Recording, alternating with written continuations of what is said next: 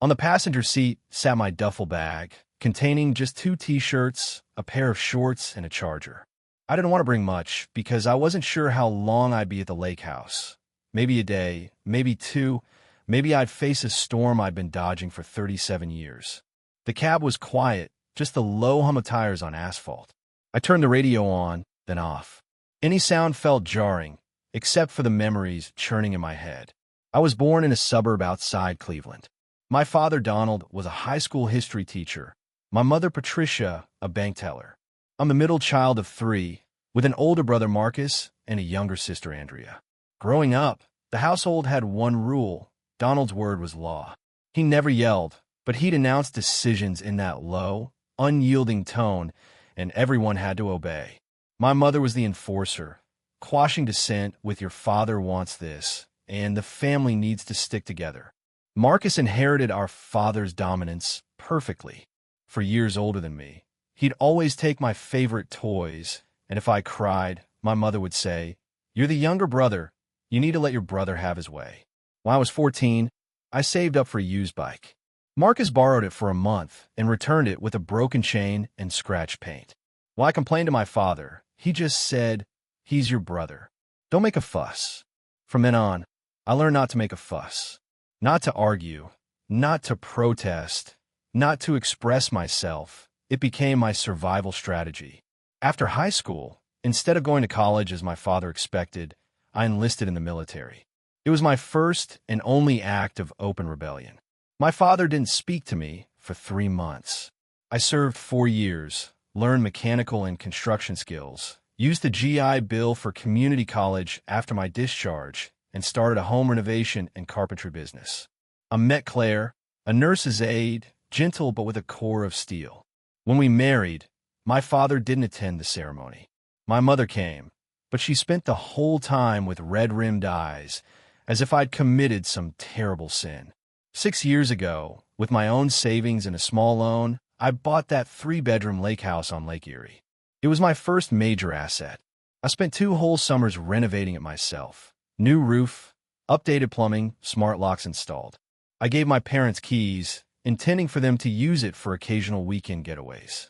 But somehow my father started calling it our lakeside property, and my mother turned it into the Morrison family summer headquarters. And I never dared correct them, because I was afraid.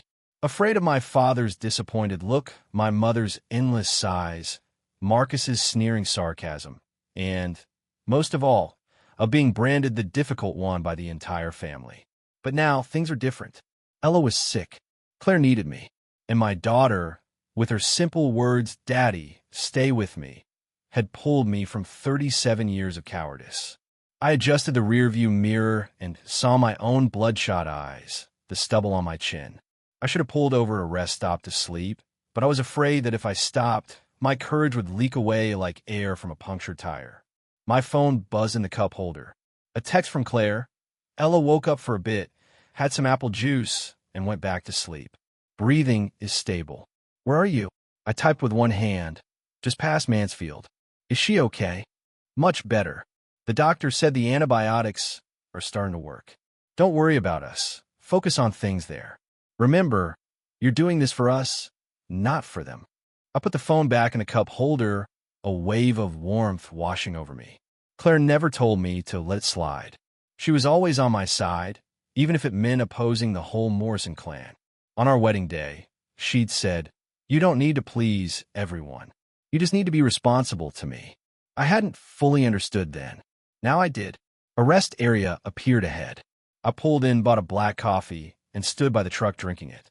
The morning air, damp with dew, felt bracing against my face. I called Jim. Jim worked for a local property management company, handling the lake house maintenance, locks, gutters, winterizing.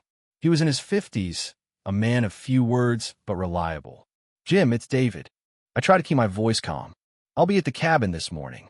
I need you to help me reset the smart lock code and revoke all spare key access." There was a 2-second silence on the line. "Problem? Family complications," I said. "Basically, from now on, only my phone and Claire's phone can open the door. No one else, including my parents." "Got it." Jim didn't ask questions. "I'll be there before 8. I ended the call and let out a long breath. That was just the first step. The hard part was still to come. I got back on the road. The sun was starting to climb, painting the highway in bands of orange.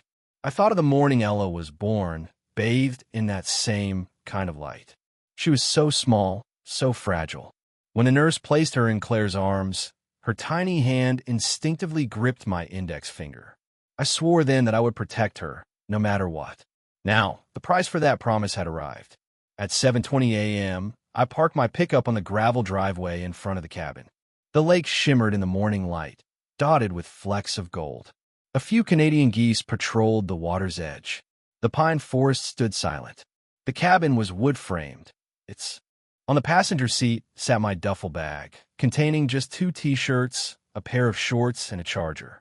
I didn't want to bring much because I wasn't sure how long I'd be at the lake house. Maybe a day, maybe 2, maybe I'd face a storm I'd been dodging for 37 years. The cab was quiet, just the low hum of tires on asphalt. I turned the radio on, then off. Any sound felt jarring, except for the memories churning in my head. I was born in a suburb outside Cleveland. My father, Donald, was a high school history teacher. My mother, Patricia, a bank teller. I'm the middle child of 3, with an older brother, Marcus, and a younger sister, Andrea. Growing up, the household had one rule. Donald's word was law. He never yelled, but he'd announce decisions in that low, unyielding tone, and everyone had to obey. My mother was the enforcer, quashing dissent with "your father wants this," and "the family needs to stick together." Marcus inherited our father's dominance perfectly. For years older than me, he'd always take my favorite toys, and if I cried, my mother would say, "You're the younger brother. You need to let your brother have his way." When I was 14, I saved up for a used bike.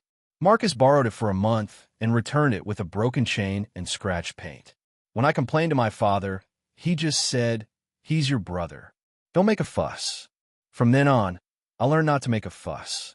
Not to argue, not to protest, not to express myself. It became my survival strategy. After high school, instead of going to college as my father expected, I enlisted in the military. It was my first and only act of open rebellion. My father didn't speak to me for 3 months. I served 4 years, learned mechanical and construction skills, used the GI Bill for community college after my discharge, and started a home renovation and carpentry business. I met Claire, a nurse's aide, gentle but with a core of steel. When we married, my father didn't attend the ceremony. My mother came, but she spent the whole time with red-rimmed eyes, as if I'd committed some terrible sin. 6 years ago, with my own savings and a small loan, I bought that 3-bedroom lake house on Lake Erie. It was my first major asset. I spent 2 whole summers renovating it myself. New roof, updated plumbing, smart locks installed. I gave my parents keys, intending for them to use it for occasional weekend getaways. But somehow, my father started calling it our lakeside property, and my mother turned it into the Morrison family summer headquarters. And I never dared correct them, because I was afraid. Afraid of my father's disappointed look, my mother's endless sighs, Marcus's sneering sarcasm, and, most of all, of being branded the difficult one by the entire family. But now, things were different. Ella was sick. Claire needed me. And my daughter, with her simple words, "Daddy, stay with me," had pulled me from 37 years of cowardice. I adjusted the rearview mirror and saw my own bloodshot eyes, the stubble on my chin. I should have pulled over a rest stop to sleep, but I was afraid that if I stopped, my courage would leak away like air from a punctured tire. My phone buzzed in the cup holder. A text from Claire. Ella woke up for a bit, had some apple juice, and went back to sleep. Breathing is stable. Where are you? I typed with one hand. Just past Mansfield. Is she okay? Much better. The doctor said the antibiotics are starting to work. Don't worry about us. Focus on things there. Remember, you're doing this for us, not for them. I put the phone back in the cup holder, a wave of warmth washing over me. Claire never told me to let it slide. She was always on my side, even if it meant opposing the whole Morrison clan. On our wedding day, she'd said, "You don't need to please everyone. You just need to be responsible to me." I hadn't fully understood then. Now I did. A rest area appeared ahead. I pulled in, bought a black coffee, and stood by the truck drinking it. The morning air, damp with dew, felt bracing against my face. I called Jim. Jim worked for a local property management company, handling the lake house maintenance, locks, gutters, winterizing. He was in his 50s, a man of few words but reliable. "Jim, it's David." I tried to keep my voice calm. "I'll be at the cabin this morning. I need you to help me reset the smart lock code and revoke all spare key access." There was a 2-second silence on the line. "Problem? Family complications," I said. "Basically, from now on, only my phone and Claire's phone can open the door. No one else, including my parents." "Got it." Jim didn't ask questions. "I'll be there before 8. I ended the call and let out a long breath. That was just the first step. The hard part was still to come. I got back on the road. The sun was starting to climb, painting the highway in bands of orange.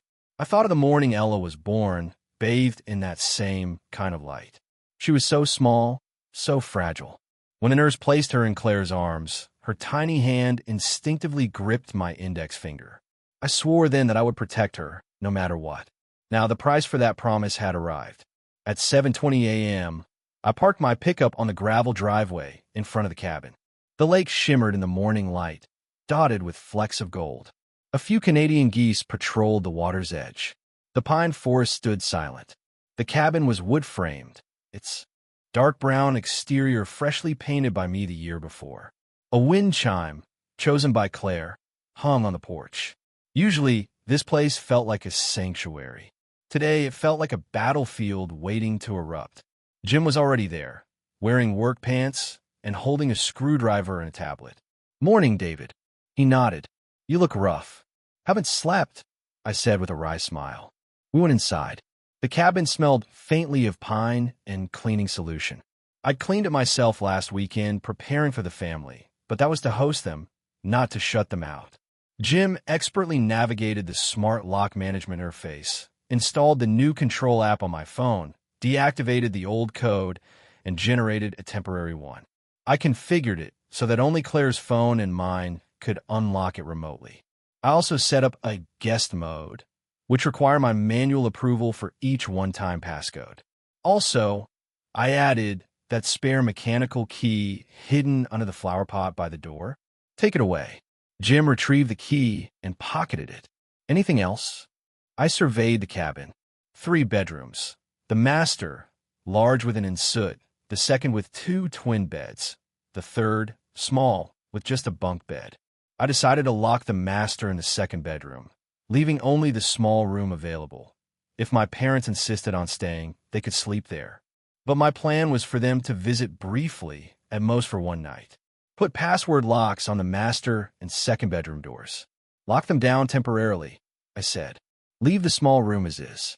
Jim raised an eyebrow, but asked no questions. He took his van to town for the hardware, while I started emptying the fridge and cupboards.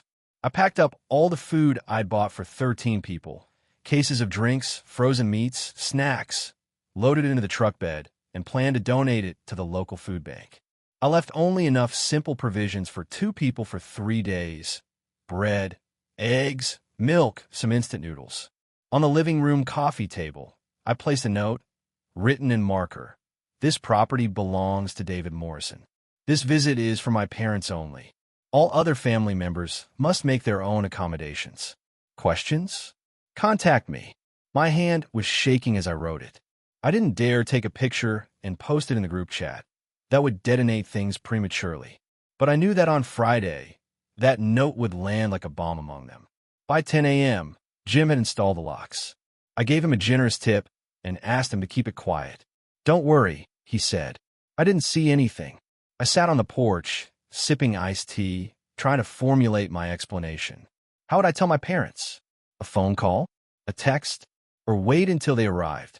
I chose the phone for my mother because my father wouldn't answer my call unless he initiated it. I dialed her number. It rang 4 times before she picked up. "David, are you there?" Her voice was light, clearly expecting me to be busy with party preparations.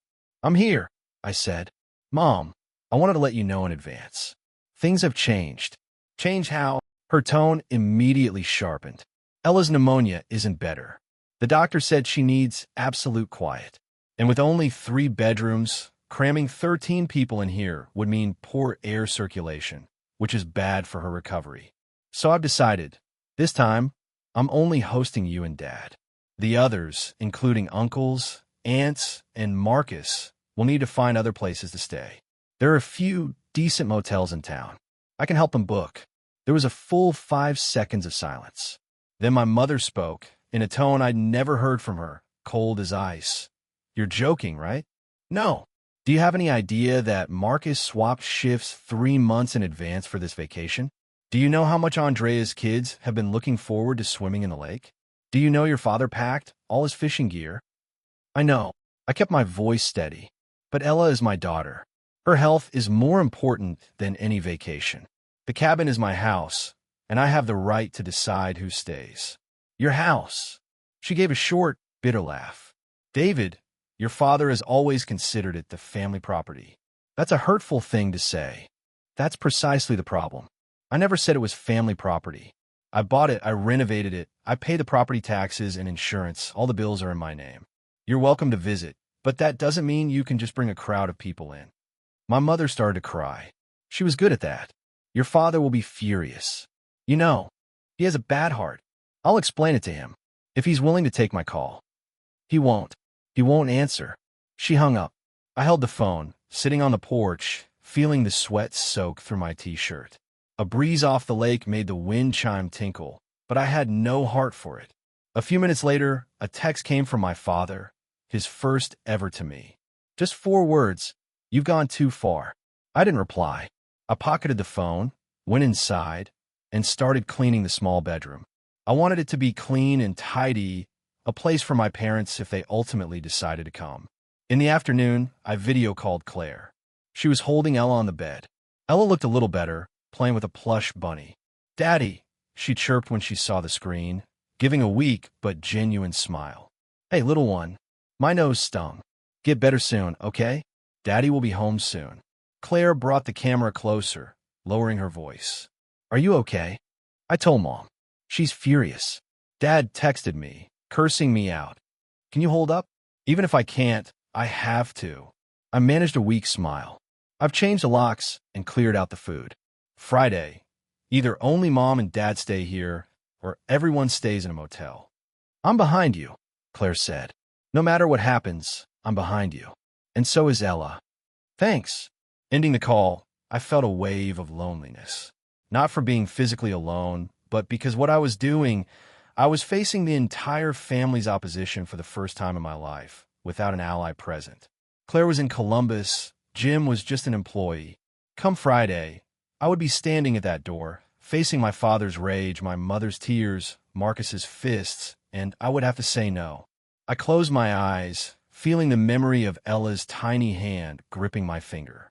That warmth would be enough to carry me through the rest. Friday morning, I was woken by the sound of an outboard motor on the lake. I'd slept on the living room couch, covered by a thin blanket, my phone on my chest.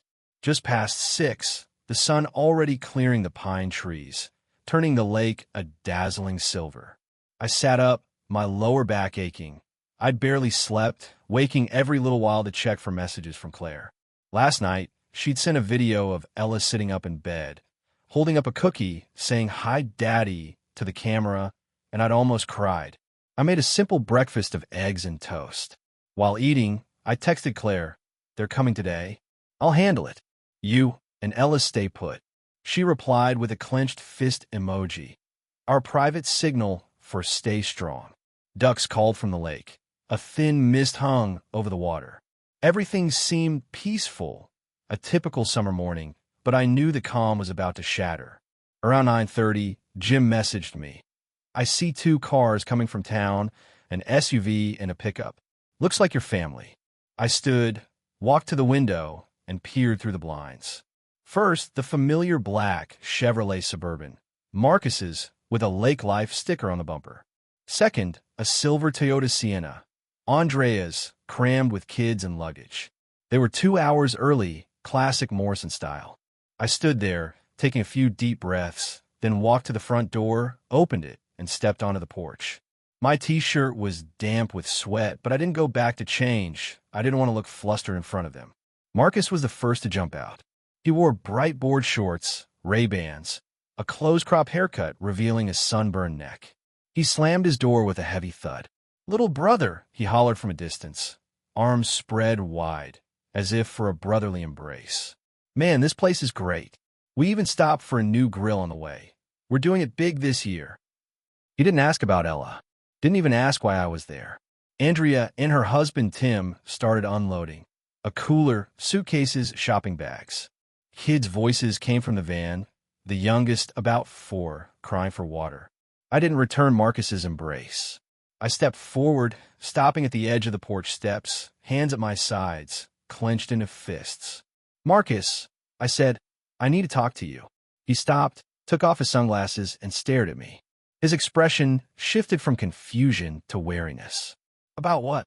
Andrea paused too, a bag of snacks in her hand, looking at me.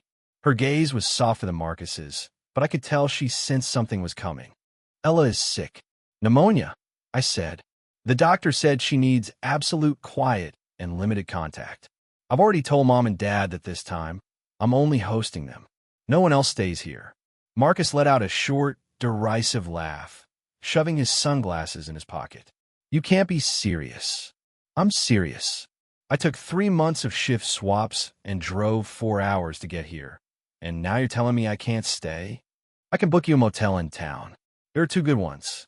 I checked. They have vacancies." Andrea put her bag down and stepped forward, her tone conciliatory.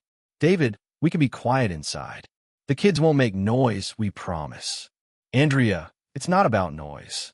I met her eyes, the first time I'd been so direct with her. We'd always been amicable. 3 bedrooms, 12 people, 2 dogs. There's no way it's quiet. Ella was still running a fever last night. She only managed some juice this morning. I can't take the risk. Marcus's face reddened. He took a step closer, almost standing right in front of me. I could smell his deodorant and coffee. "You're kicking us out. I'm protecting my daughter. She's our niece too," he yelled, his voice echoing across the lake. "You think we don't care about her? But you changed the locks?" "I tried my key this morning. It didn't work." "You changed the code too." He'd obviously tried to force his way in already. I should have expected it. "Yes," I said. "I changed them. Because it's my house, and I have the right to decide who stays." "Your house." Marcus laughed, a harsh, ugly sound. "When did you ever afford a place like this? This is Mom and Dad's." "It's not Mom and Dad's." I cut him off, my voice steadier than I'd expected. "I bought it 6 years ago with my own money. Contract, mortgage, property taxes, all in my name. Dad just got used to calling it that, but it was never his." Andrea's face went pale. She glanced at the crying child in the car, then back at me, her voice softer. "David, can we please go inside? The kids are hot. It's sunny out here." "Sorry, Andrea. You can sit in the shade on the porch and rest, but the rooms are off limits. I've locked the 2nd bedroom and the master. The small room is the only one open, and that's for Mom and Dad.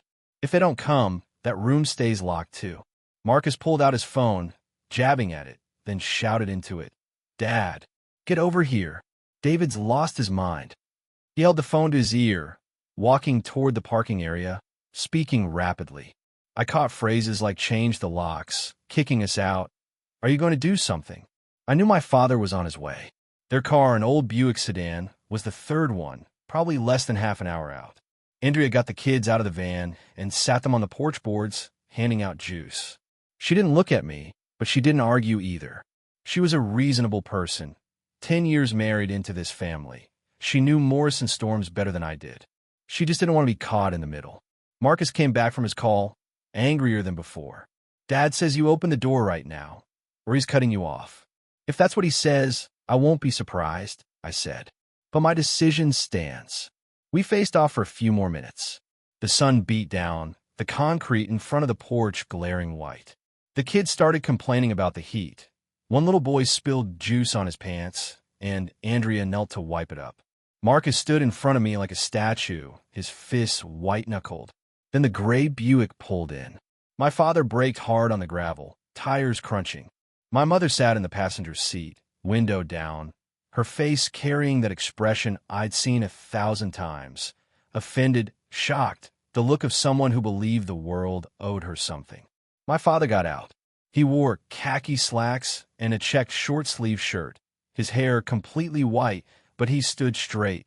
The decades of teaching gave him that presence. He didn't look at me at first.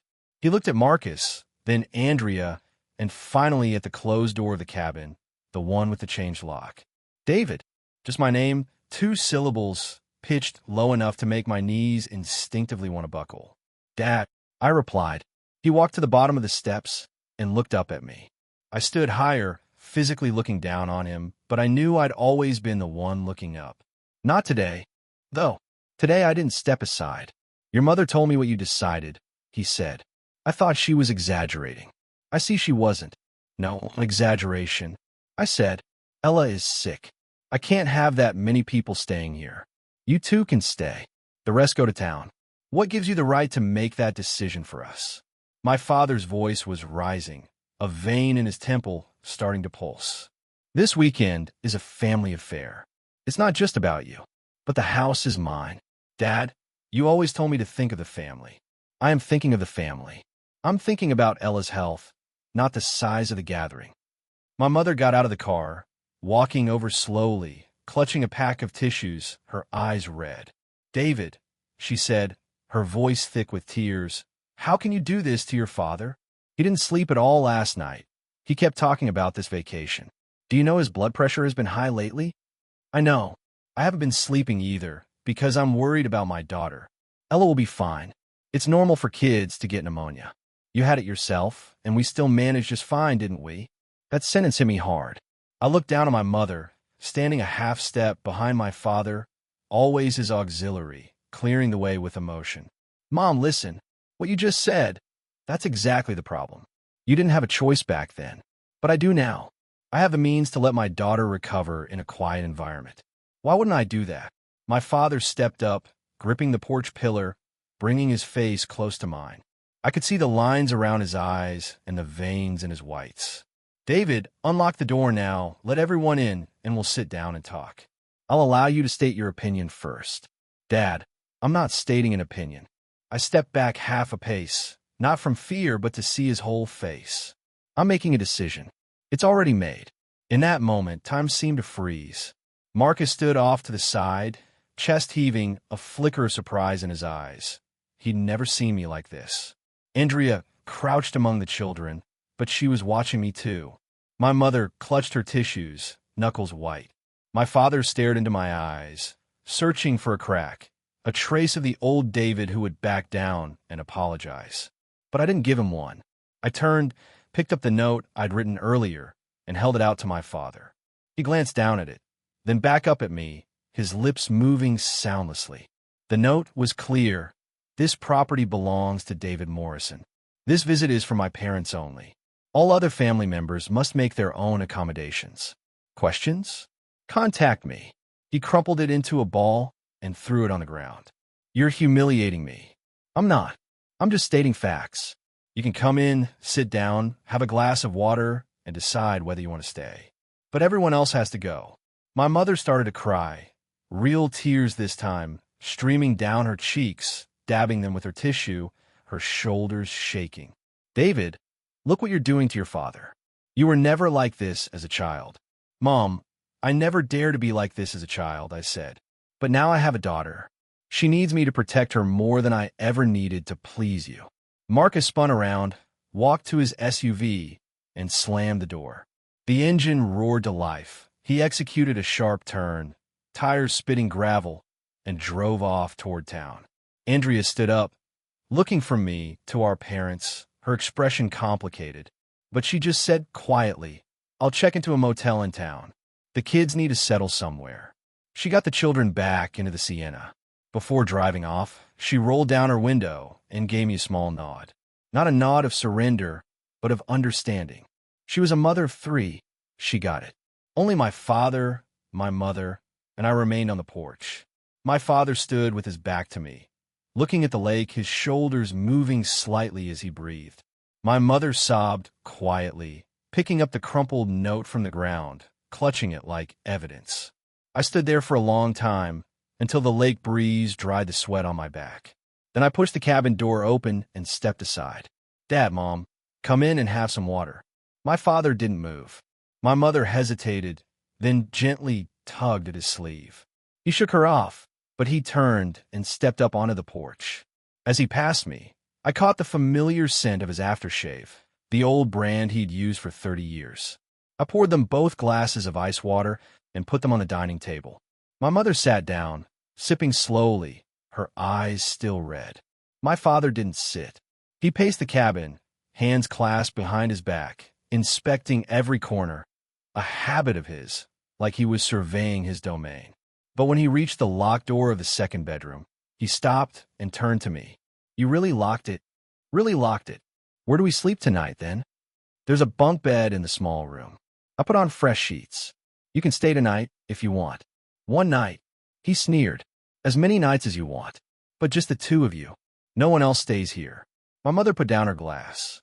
"Marcus," he was really looking forward to this. "He's stressed with work." "Mom, everyone's stressed." I spent a day kneeling on concrete fixing stairs. My back was killing me, but I didn't bring that stress into someone else's home. "He's stressed? He can come fish, relax, clear his head, but not with 4 people and a dog crammed into this house, so my daughter can't breathe." My father turned to face me fully. His tone wasn't as hard, but still cold. "When did you become so hard-hearted?" "When I was in the hospital watching Ella with an oxygen tube," I said.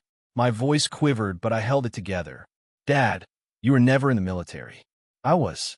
And I learned something there. If you don't hold your ground, the enemy keeps pushing. I'm not saying you're the enemy, but my line in the sand is Ella. No one crosses it." My father was silent for a long time. He walked to the window, looking out at the lake, and then murmured, almost to himself, "I never knew you hated me so much." "I don't hate you," I said. "I hate myself for never daring to talk to you before." My mother stood and walked over, placing her hand on my arm. Her palm was warm, trembling slightly. "David will stay. Just your father and me. We'll leave tomorrow."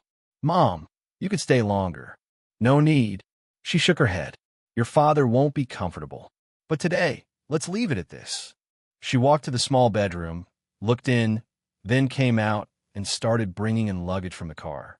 My father didn't say anything more, but he didn't leave. He sat on the couch, picked up the remote, and turned on the TV to a fishing show, volume low.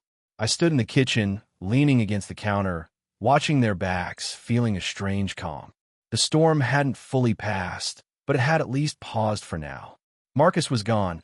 Andrea had found a motel. My parents had stayed. It wasn't victory, just a temporary truce. In the afternoon, I sent Claire a video. When she saw my face, she immediately asked, "You okay?" "Yeah," I said. "Only Mom and Dad stayed. The others are in town." "How's Ella?" She got up and walked a bit, then went back to sleep. "The doctor says she's recovering well." "I miss her so much." "She misses you too." She said, "Daddy went to the lake and asked when you'd be back." I told her soon. I raised the phone so she could see inside, my father watching TV, my mother making the bed in the small room. Claire looked for a long moment, then said softly, "You did it." That evening, I made a simple dinner, grilled chicken breasts and vegetables. When I brought it to the table, my father finally put the remote down and sat down. My mother sat too, and she took the initiative to put a piece of chicken on his plate, saying, "Eat, your son made it." My father picked up his fork, poked at the chicken, put a piece in his mouth, chewed without commenting, but he took a second bite. The 3 of us sat around that small table, the lake outside darkening in the last orange twilight, only the sound of cutlery against plates filling the room. Halfway through the meal, my father spoke suddenly, his voice low. "When you didn't go to college, when you enlisted, was it because you didn't want to listen to me?" I paused, then put down my fork. "Not entirely. I wanted to see the world. You never told me about your time in the service. You never asked." My mother nudged my foot under the table, but I didn't take it back. My father didn't get angry. He just kept chewing, as if my words needed a long time to digest. After dinner, I cleared the dishes. My father stood on the porch, smoking a cigarette. He quit, but I guess today was an exception. I went out and stood beside him. watching the new moon rise over the lake, its silver light shattering into pieces on the waves. "Dad," I said, "I didn't mean to embarrass you, but you did." He stubbed out the cigarette on the railing. "In front of everyone. Would you have listened if I hadn't done it in front of everyone?" He didn't answer. The wind blew off the lake, carrying the smell of watergrass. After a while, he said quietly, "Your mother told me you bought this place yourself. I always thought we helped. Never mind. You've never helped me buy anything. You didn't even come to my wedding." He finally turned to look at me, his face illuminated by the moonlight, looking much older than I remembered. "I thought you betrayed me back then. I just chose a different path." He was quiet for a long time. Then he reached out and patted my shoulder, once lightly, then turned and went inside. I stood there, watching his back disappear through the doorway, the slight weight of his hand still lingering on my shoulder. It was the first time in all these years that he'd touched me without it being a command. I looked up at the moon, then pulled out my phone and texted Claire, "Things are getting better. I'll be back tomorrow afternoon." She replied instantly, "Ella says she wants you to tell her story. Come back with a new one." I went back inside, unfolded the couch, and lay down. The door to the small bedroom was closed, and I could hear my parents' low voices from within, not arguing. The TV was off. The whole cabin was so quiet that I could hear the water lapping against the shore. I closed my eyes, picturing Ella's smiling face and her tiny hand gripping my finger. I'd see her tomorrow afternoon. And before that, I had done the bravest thing I'd ever done in my life. I woke once in the early hours, hearing my father's snoring from the small bedroom. Slow, deep, like some ancient bellows. My mother's breathing was light and even. I closed my eyes again, and this time I slept deeply. The next morning, I woke to find a cup of coffee and a plate on the dining table. The plate held 2 fried eggs and 2 slices of toast. Beside it was a note, in my mother's handwriting, "Your father went for a walk by the lake. Eat the eggs while they're hot." I took a sip of the coffee, warm, with just a hint of sugar. They remembered my taste. Around 9, my father returned, holding 2 bass he'd caught. Not big, but lively. He put them in the sink, glanced at me, and said, "Before you go, take these 2 back for the kids' soup. Fresh fish soup is good for the lungs." I was stunned for a second, then managed, "Thanks, Dad." He waved a hand and went to change his clothes. My mother came out of the bedroom, carrying a small bag, and said to me, "We should be going too. We'll stop by and see Andrea and the kids on the way, then head back to Cleveland." I didn't try to persuade them to stay. I knew their limits. I helped them load the car. Before getting into the driver's seat, my father looked back at the cabin and said, "Lock the door. Not we'll be back soon. Not nice place. Just lock the door." But I knew that was his way. They drove off, the dust settling in the morning light. I stood on the porch until the gray Buick disappeared around a pine grove, then turned, went inside, closed the door, and fully disabled the guest mode on the smart lock. I called Claire. "I'm heading out. I'll be home this afternoon." "Waiting for you," she said. "Ella keeps asking when Daddy's coming back." I tidied up quickly, washed the dishes from last night, wrapped the 2 fish my father had caught in a damp towel, and put them in a cooler, then locked the door and pocketed the keys. Driving back to Columbus, the sun was bright, but I'd never felt lighter. I watched the cabin grow smaller and smaller in the rearview mirror until it was just a speck merging into the shoreline. 5 hours later, I pulled into my driveway. Before I'd even turned off the engine, the front door opened. Claire stood there holding Ella, who was wearing her pink pajamas, clutching her plush bunny. When she saw me, she froze for a second, then threw her little arms wide and yelled with all her might, "Daddy!" I killed the engine, ran over, and scooped her up. She was warm, her hair smelling faintly of medicine and that sweet baby scent. Her little face pressed against my neck, her breathing steady and even. Claire stood beside us, her eyes a little red but smiling, her hand on my back. "You did it," she said again. I carried Ella inside, set her on the couch, and started telling her a story about the moon over the lake, a clever bass, and a daddy who finally learned to say no. She fell asleep before I finished, her little hand still gripping my finger tightly. I looked down at her sleeping face and said quietly to Claire, Next summer, I want to take her to the lake again. Just the three of us. Claire leaned her head on my shoulder. Then you'll have to let your parents know in advance. I will, I said. And this time, I'll tell them in writing. The three of us squeezed onto the sofa. The setting sun streamed through the leaves outside, painting the living room in warm yellow light. My phone lay silent on the side table, and no new messages appeared in the group chat. But it didn't matter anymore, because I was no longer the person who only knew how to say yes. The days that followed were quietly cleansing. Ella's fever broke completely, and as her antibiotic course wound down, she regained her chatterbox nature, spending her days on the living room rug hosting tea parties with her stuffed bunny, offering pretend cookies to the bunny, to me, to Claire, babbling nonstop. Claire and I took turns taking a few days off. By day, we stayed with the kids. By night, after Ella slept, we'd sit on the couch with the TV on, but not really watching, just talking about the events of the past few days. Claire asked for every detail, and as I told the story, I found myself calmer than I'd expected. I could even laugh recounting Marcus slamming the car door. "Your dad's fish," Claire said, curled up beside me, her chin on my shoulder. "Did you actually cook them?" I did. The soup was good, just a bit bony. Ella had 2 small bowls. "Does your dad know?" "I didn't tell him, but Mom will. And she'll tell him." Claire chuckled, twirling a strand of my hair. "Your family has such a weird system. Everything goes through 3 layers of relay." "It's better now," I said. "At least what I say gets to them directly." On Friday, my mother called. I was nervous when I answered, but her tone was calmer than I'd expected. She said Andrea's family had stayed at the motel for 2 nights. The kids had fun at the public pool, and there weren't too many complaints. Marcus had gone back to Cleveland without saying goodbye to anyone, but he'd texted his mom the next day, "Home safe." My mother relayed this without accusation, more like reporting a past event. "Your dad put away his fishing rods," she added finally. "He said he's done fishing for the summer." "Mom, I didn't tell him he couldn't fish." "I know. That's just how he is. He'll be better in a few days." I paused, then said, "Once Ella's fully recovered, how about you and Dad come to Columbus for a meal one weekend? Not at the lake, just at our place." She paused for a couple of seconds. "I'll ask him." After I hung up, Claire popped her head out of the kitchen.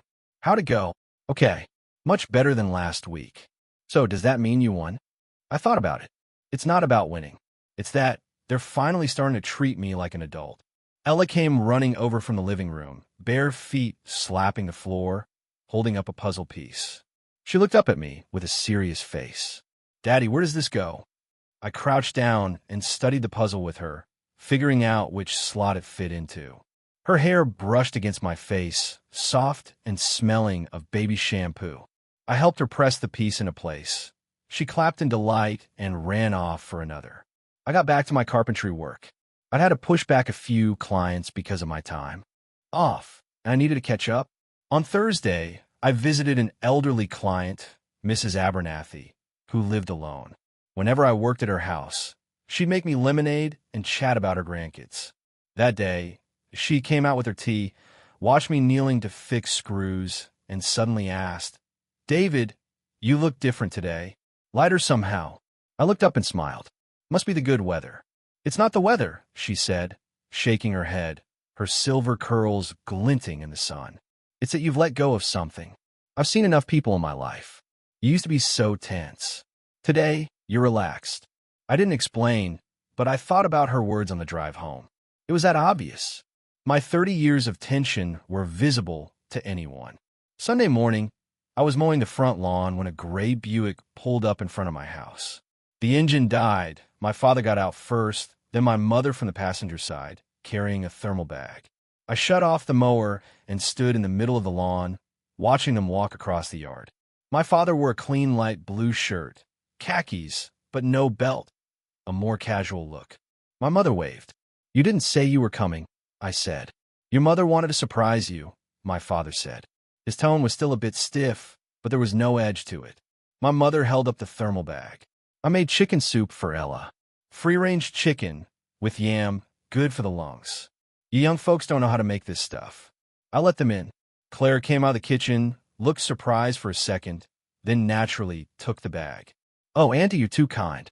Ella's much better. She was chasing squirrels in the yard yesterday." The first thing my mother did was look for Ella. Ella was sitting on the living room rug building blocks. She looked up at the unfamiliar faces, retreated a half step, then recognized her grandmother, who'd visited a few times, and ran over with open arms. My mother crouched down, hugging her, murmuring, "Oh, you've gotten thin, so thin," though Ella had visibly filled out the past few days. My father stood in the middle of the living room, hands at his sides, surveying my house. My own house, a 2-story wood-frame place in the Columbus suburbs with an old oak in the backyard. Claire and I had bought it in our 3rd year of marriage. Not big, but enough. My father had been here only once, on moving day, and had stayed maybe 10 minutes. Today he took his time, looking from the photos on the wall to the paint on the staircase railing to the row of spice jars on the kitchen counter. "You did this house yourself?" he asked. "Mostly," I said. "Floors I laid myself, cabinets too." He nodded, didn't comment, but didn't give that "I would have done it differently" look either. He sat on a couch, facing me, a small coffee table between us bearing Ella's half-built block tower. Claire and my mother took Ella to the kitchen to heat the soup, leaving just the two of us. The neighbor's lawnmower sounded from outside, mixed with occasional birdsong. My father looked at the block tower for a moment, then spoke. "Marcus called me. I waited. He said he won't be coming back. He means to the lake house. He means to your place, including your house." My father met my eyes. "You know him, hot-headed, holds grudges." But he also said one other thing. He said he can't understand how you suddenly changed. "I didn't change suddenly," I said. "I just held it in for a long time. You think you're the only one in this family who's been holding things in." I placed my hands on my knees, choosing my words. "Dad, I know you've held things in too. Your father, my mother, the school years, a lifetime of not doing what you wanted. But that's your story, not mine. I don't want to hold things in anymore because I have Ella. I don't want her to grow up learning to just bear it." My father didn't respond. His fingers tapped lightly on his knee, a nervous habit I'd noticed as a child. "The 4 years you were in the service," he finally said, his voice lower. "There's something I never asked. Did you ever go to a war zone?" "No. I was stationed at a base in Germany and later at a training camp in Louisiana. Never saw combat." He was quiet for a moment, then said, "I thought you hated me. That's why you never told me." "I don't hate you," I said. "I just didn't know what good it would do to tell you. You never asked what I was thinking. You only told me what I should do." He heard that, and the corner of his mouth twitched. Not a smile, more like something had hit home. He looked at me, then away, out toward the old oak in the yard. "When you were little," he said, "maybe 7 or 8, you brought home a drawing from school. A house, a lake, a boat. Your mother put on the fridge. You told me you wanted to live by a lake. I figured it was just kid talk. You'd forget in a couple of days. When you bought that cabin, I remember that drawing. I didn't remember the drawing, but I remember the feeling. I'd loved lakes as a kid, loved water, anything wide and free. Maybe the cabin was never just an investment. It was a seed planted when I was 7, just buried under years of family obligations. When I bought that place, I said, I thought of it as a spot to retire, somewhere quiet. Not to go against you." "I know," he said, "but your mother wanted to use it for gatherings, and I let her. You never objected." I didn't know how to object then. He looked at me, those old eyes worn down by chalk dust and time, showing a different light now. "And now you do?" "Now I do." He took his hands off his knees, leaned forward, and straightened the block tower that was about to topple over. "Fine. Next gathering, you set the rules. But I have one condition." "What?" "You give advance notice. Not like this time. We drove all the way to your door, and you made us leave from the step." I blinked, then nodded.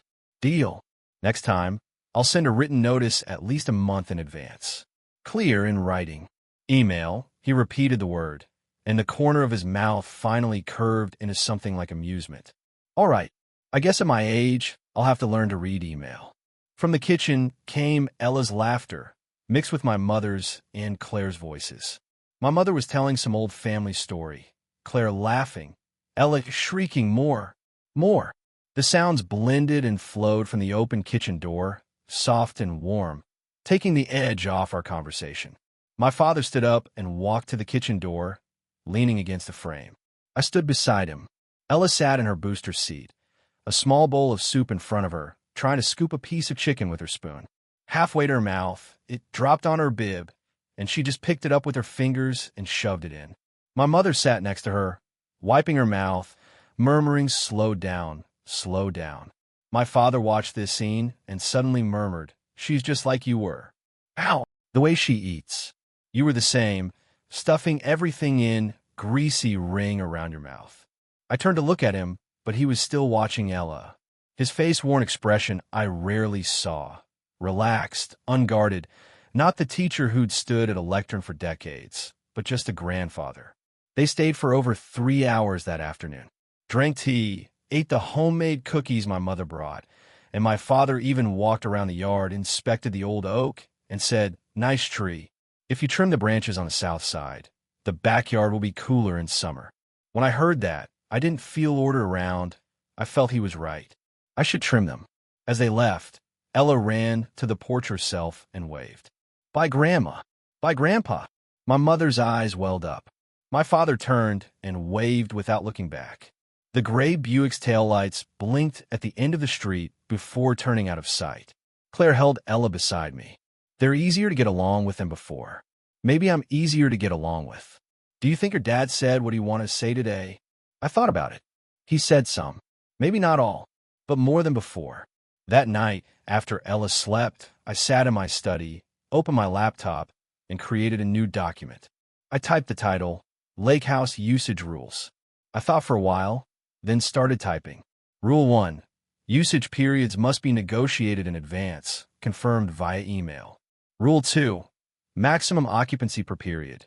6 people, including children. Rule 3. Pets require prior approval and are not allowed in bedrooms. Rule 4. Master bedroom reserved for owner, not for guest use. Rule 5. Any temporary increase in numbers or date changes require written consent from the owner. I typed over a dozen rules, saved the document, emailed a copy to myself, and CC'd Claire. She came out of the bedroom, phone in hand, read the screen, and laughed. "You actually wrote them. Didn't you tell me to put it in writing?" "I meant tell them in advance, not draft a legal document." "Same thing," I said. "If it's written down, it won't be forgotten." She handed my phone back, leaning on my shoulder. "Do you think Marcus will sign it?" "He won't, but others will. Andrea will. And Marcus? Ignore him. He's an adult. He chooses his path. I choose mine." Claire looked up, kissed my cheek, and went back to the bedroom. I sat in the study, looking at the list on the screen. Moonlight streamed in through the window, silver on the keyboard. I'd never imagined I'd write something like this, daring to put my boundaries in writing and send them to others. But now I'd done it. I didn't feel guilty. That night, I slept better than I had in a long time. Summer rolled on. By the end of July, Ella had fully recovered. The pediatrician said her lungs were clear. She could resume normal activities. Claire and I decided to take her to the lake for a week in late August, just the 3 of us. A few days before we left, I called my father. He didn't answer, but about 10 minutes later, he replied with a text. "What?" I typed. "I'm taking Ella to the lake next weekend for a few days. If you and Mom want to come, you're welcome for dinner Friday, and you can stay the night. The small room is available." After a long pause, about half an hour, he replied with a single character, K. I read that message several times. He'd never been a texter. This was only his second ever. The first had been the "you've gone too far" message. Same 4 characters, but this time the meaning was completely different. On the last Friday of August, sunlight fell on the lake like melted gold. I drove the pickup, Claire in the passenger seat, Ella in her car seat in the back, flipping through a picture book, babbling to herself, fish, bird, tree, water. The window was half down, warm air blowing through her hair. As I carried things from a truck into the cabin, I noticed the wind chime on the porch was still there, tinkling in the breeze. I opened the door. It smelled a little dusty from being closed up, but the lake light streaming and made the space bright. Claire set Ella down. She bounced on the wood floor, ran to the window, stood on tiptoe to look out, and shrieked, "Lake!" I stood there, watching them move around inside, and I felt that this place finally truly belonged to me. Not because I had the deed, but because I knew that from now on, I could decide who came in and who stayed out. I could decide which memories happened here and which noises stayed outside. That afternoon, just past 5, the gray Buick pulled up. My father got out holding a fishing rod in one hand and a bag, I guess food, in the other. My mother got out holding a folded blanket, which she said she'd knitted for Ella. Ella ran out to meet them, this time without hesitation, and hugged my mother's legs. My father stood under the porch awning, looked at me, then at the lake. He leaned his rod against the wall and said, "I'll go fishing tomorrow morning. We'll have soup tonight." I nodded. "Okay, I'll get groceries. You fish." He didn't say yes or no. He just turned and walked toward the lake, slowly, his silhouette stretching long in the sunset. I stood on the porch. Ella was chasing a dragonfly in the yard. Claire and my mother were talking inside. The wind chimed above me. I watched my father reach the water's edge and cast his line, standing still as a stone. Suddenly, I remembered that drawing from childhood, the house, the lake, the boat. I'd sketched out the life I wanted when I was 7 or 8. It just took a long, long walk to get there. Ella finished chasing the dragonfly and ran back to my feet, looking up, holding a tiny white wildflower. "Daddy, for you." I crouched down, took the flower, tiny, its petals still dusty. I tucked it gently behind my ear, then picked her up. "What do you want for dinner?" "Fish." "Okay. Grandpa will catch you some tomorrow." "Grandpa?" She tilted her head, looking toward the lake. "What's Grandpa doing?" "He's doing what he loves." Ella nodded, not really understanding, and rested her head on my shoulder, quietly watching the golden line where the sun hit the water. Inside, my mother and Claire laughed together. The wind chime rang a few more times. A heron skimmed low across the lake. I held my daughter, standing on my own porch, feeling a deep, long-lost sense of peace. The rest of that summer was uneventful in the best way. My father caught a few fish. That evening, we made a milky fish soup. Ella drank 2 bowls, a ring of grease around her mouth, just like I used to have. My mother and Claire sat on the couch, talking parenting until late. They left the next afternoon. Before he left, my father left his fishing rod in the corner of the porch, saying he'd use it again next time. Marcus didn't contact us all summer. Andrea called separately later, saying the motel was fine, the kids had a good time. She added, "You did the right thing," then quickly added, "Don't tell Dad I said that." I didn't tell anyone. It was our secret. In early September, I took Ella to her first day of preschool. She carried a pink backpack almost as big as she was, stood at the classroom door, and looked back at me. I gave her a thumbs up. She nodded, turned, and disappeared through the door, her little pigtails bouncing. I stood in the hallway, looking at the closed door. My phone buzzed in my pocket. I pulled it out, a text from my father. His third ever. It said, "Ella started school? Your mom wanted me to ask." I typed back, "Just drop her off." He replied, "Good." Just one word. But I knew there were many unspoken things behind it, like the bones in the fish soup. Things you have to pick out carefully, but the flavor is already there. I pocketed the phone, walked out of the preschool. The sun was bright, making the leaves across the street glisten. I got in the pickup, started the engine, and headed for my next job site. In the rearview mirror, the preschool's colorful roof grew smaller and smaller, then turned a corner and disappeared. But I wasn't worried, because I knew that evening Ella would run up, grab my finger with her tiny hand, and tell me all about her new friends, her drawings, what she ate for lunch. I'd have new stories to tell her, just like that night by the lake when I made up the story about the moon and the clever bass. The story would keep growing, like the lake water, flowing unhurriedly, sometimes rippling, sometimes calm, but never ending. Ella finished chasing the dragonfly and ran back to my feet, looking up, holding a tiny white wildflower. "Daddy, for you." I crouched down, took the flower, tiny, its petals still dusty. I tucked it gently behind my ear, then picked her up. "What do you want for dinner?" "Fish." "Okay. Grandpa will catch you some tomorrow. Grandpa. She tilted her head, looking toward the lake. What's Grandpa doing? He's doing what he loves. Ella nodded, not really understanding, and rested her head on my shoulder, quietly watching the golden line where the sun hit the water. Inside, my mother and Claire laughed together. The wind chime rang a few more times. A heron skimmed low across the lake. I held my daughter, standing on my own porch, feeling a deep, long-lost sense of peace. The rest of that summer was uneventful in the best way. My father caught a few fish. That evening, we made a milky fish soup. Ella drank 2 bowls, a ring of grease around her mouth, just like I used to have. My mother and Claire sat on the couch, talking parenting until late. They left the next afternoon. Before he left, my father left his fishing rod in the corner of the porch, saying he'd use it again next time. Marcus didn't contact us all summer. Andrea called separately later, saying the motel was fine, the kids had a good time. She added, "You did the right thing," then quickly added, "Don't tell Dad I said that." I didn't tell anyone. It was our secret. In early September, I took Ella to her first day of preschool. She carried a pink backpack almost as big as she was, stood at the classroom door, and looked back at me. I gave her a thumbs up. She nodded, turned, and disappeared through the door, her little pigtails bouncing. I stood in the hallway, looking at the closed door. My phone buzzed in my pocket. I pulled it out, a text from my father. His third ever. It said, "Ella started school? Your mom wanted me to ask." I typed back, "Just drop her off." He replied, "Good." Just one word. But I knew there were many unspoken things behind it, like the bones in the fish soup. Things you have to pick out carefully, but the flavor is already there.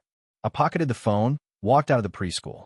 The sun was bright, making the leaves across the street glisten. I got in the pickup, started the engine, and headed for my next job site. In the rearview mirror, the preschool's colorful roof grew smaller and smaller, then turned a corner and disappeared. But I wasn't worried, because I knew that evening Ella would run up, grab my finger with her tiny hand, and tell me all about her new friends, her drawings, what she ate for lunch. I'd have new stories to tell her, just like that night by the lake when I made up the story about the moon and the clever bass. The story would keep growing, like the lake water, flowing unhurriedly, sometimes rippling, sometimes calm, but never ending.